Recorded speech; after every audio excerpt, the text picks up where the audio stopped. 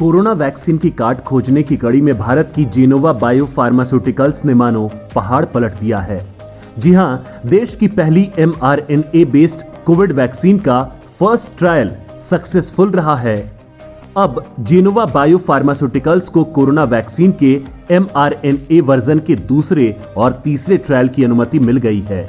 स्वदेशी mRNA based vaccine बनाकर Bharat, America, रूस जैसे देशों की कतार में खड़ा हो गया है।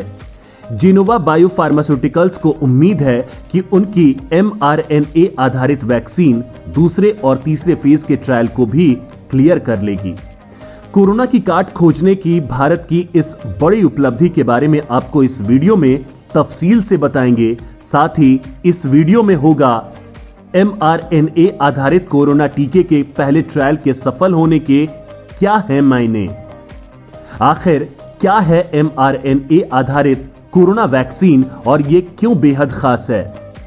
ये खबर आपकी सेहत के साथ कैसे सीधे जुड़ी हुई है। दरअसल कोरोना से जूझते देश के साथ ही पूरी दुनिया के लिए जेनोवा बायो फार्मास्यूटिकल्स की mRNA आधारित कोरोना वैक्सीन के पहले फेज का ट्रायल सफल होना और अगले फेजेस के ट्रायल्स को हरी झंडी मिलना बहुत बड़ी खुशखबरी है।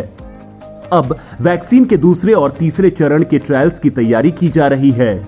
इस वैक्सीन को बनाने वाली पुणे स्थित बायोटेक्नोलॉजी कंपनी देश की पहली mRNA आधारित कोविड वैक्सीन पर काम कर रही है।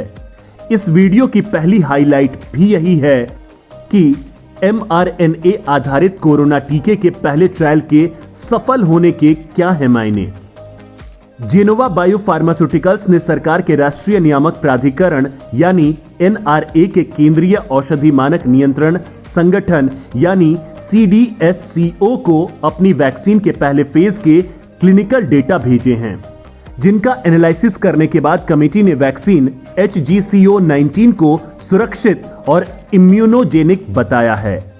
जिसका मतलब है कि कंपनी जो दवा कोरोना की काट के तौर पर बना रही है वो पहले फेज के ट्रायल में कोरोना वायरस को खत्म करने में असरदार तो है ही, साथ ही शरीर की प्रतिरोधक क्षमता यानी रोगों से लड़ने की ताकत को भी बढ़ाती है। HGCO19 mRNA बेस्ड कोविड-19 वैक्सीन का दूसरे चरण का ट्रायल लगभग 10 से 15 जगहों पर किया जाएगा, जबकि तीसरे चरण में यह ट्रायल 22 से 27 जगहों पर किया जाएगा। जेनोवा ने इस अध्ययन के लिए DBT ICMR clinical trial network साइटों का उपयोग करने की योजना बनाई है। जेनोवा के mRNA बेस्ड कोविड-19 वैक्सीन विकास कार्यक्रम को आंशिक रूप से डिपार्टमेंट ऑफ बायोटेक्नोलॉजी CEPI के तहत फंड किया गया था। कोरोना वैक्सीन के mRNA वर्जन के विकास का भारत का यह कदम दूसरे विकासशील देशों के लिए काफी अहम साबित होने वाला है। अब आपको बता देते हैं कि आखिर क्या है mRNA आधारित कोरोना वैक्सीन और यह क्यों बेहद खास है, जो कि हमारे वीडियो कंटेंट का दूसरा हिस्सा भी है। HGCO19 नाम की ये वैक्सीन जेनोवा बायो फार्मास्यूटिकल्स और अमेरिका की HDT बायोटेक कॉरपोरेशन ने मिलकर बनाई है।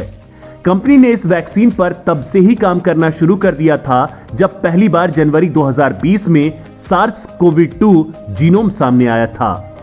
वैक्सीन का चूहों और गैर मानव प्राइमेट मॉडल पर सुरक्षा, इम्यूनोजेनिसिटी, एंटीबॉडी सक्रियता, निष्प्रभावीकरण का परीक्षण किया जा चुका है। पहले चरण के ट्रायल के लिए 18 से 70 साल के 120 स्वस्थ लोगों पर भी अध्ययन पूरा हो चुका है, जो सफल भी रहा। यह क्लिनिकल ट्रायल भारतीय चिकित्सा अनुसंधान परिषद यानी ICMR के क्लिनिकल ट्रायल रजिस्ट्री के तहत किया गया है। अब फेज 2 के ट्रायल में 18 से 75 साल की उम्र के करीब 500 स्वस्थ लोगों पर दवा के प्रभावों का अध्ययन किया जाएगा। अब आपको लिए चलते हैं वीडियो हाईलाइट के दूसरे हिस्से की ओर, जो है आखिर क्या है mRNA आधारित कोरोना वैक्सीन और यह क्यों बेहद खास है। दरअसल mRNA आधारित वैक्सीन न्यूक्लिक एसिड वैक्सीन की श्रेणी में आती है। यह होती है mRNA वैक्सीन। इसमें बीमारी पैदा करने वाले वायरस या पैथोजन के जेनेटिक मटेरियल का उपयोग किया जाता है, ताकि ऐसा करने से शरीर के अंदर वायरस के खिलाफ इम्यून रिस्पॉन्स सक्रिय हो सके। सभी वैक्सीन को शरीर में इसलिए डाला जाता है ताकि वो संक्रमण पैदा करने वाले कारण की पहचान कर सके और भविष्य में ऐसे किसी वायरस के हमले पर एंटीबॉडी बन सके। पारंपरिक वैक्सीन में इसके लिए बीमारी पैदा करने वाले वायरस को ही मृत या निष्क्रिय करके शरीर में डाला जाता है, लेकिन न्यूक्लिक एसिड वैक्सीन जैसे डीएनए या आरएनए वैक्सीन में पैथोजन का जेनेटिक कोड शरीर में डाला जाता है। मानव कोशिका को हमले की पहचान करके उसके बचाव के लिए रक्षात्मक प्रोटीन तैयार करने के लिए प्रेरित करता है। इस तरह की वैक्सीन में वायरस का किसी तरह का कोई जीवित तत्व इंसान के शरीर के अंदर नहीं डाला जाता है, इसलिए इस वैक्सीन में बीमारी के बढ़ने का खतरा नहीं होता है। साथ ही ये वैक्सीन बनाने में भी आसान होती है, बस बीमारी पैदा करने वाले पैथोजन का जीनोम सीक्वेंसिंग ही इसमें अहम होता है। SARS-CoV-2 के जीनोम का सीक्वेंस हो जाने के बाद मॉडर्ना mRNA 2 महीने के अंदर ही क्लिनिकल ट्रायल पर चली गई थी। वैक्सीन बनाने का यह तरीका सबसे नया है। डीएनए और RNA vaccine HIV, Zika virus जैसी तमाम बीमारियों के इलाज के लिए विकसित की जा रही है। कोविड-19 के मामले में पहली बार इसे इंसानों पर इमरजेंसी इस्तेमाल की अनुमति मिली है। अब हम आपको लिए चलते हैं वीडियो हाईलाइट के थर्ड फेज की ओर, जो है यह खबर आपकी सेहत के साथ कैसे सीधे जुड़ी हुई है। दरअसल अब तक कोरोना के खिलाफ सबसे कारगर हथियार यानी वैक्सीन जिस स्पाइक प्रोटीन के साथ बनाई जा रही है वो कोरोना वायरस के D614G म्यूटेशन के साथ काम करता है और यही दुनिया भर में प्रमुख स्ट्रेन है। वायरस के खिलाफ जितनी भी वैक्सीन बनाई गई हैं, उन्हें तब तैयार किया गया जिस दौरान वर्तमान दौर में पाया जाने वाला कोई भी स्ट्रेन मौजूद नहीं था।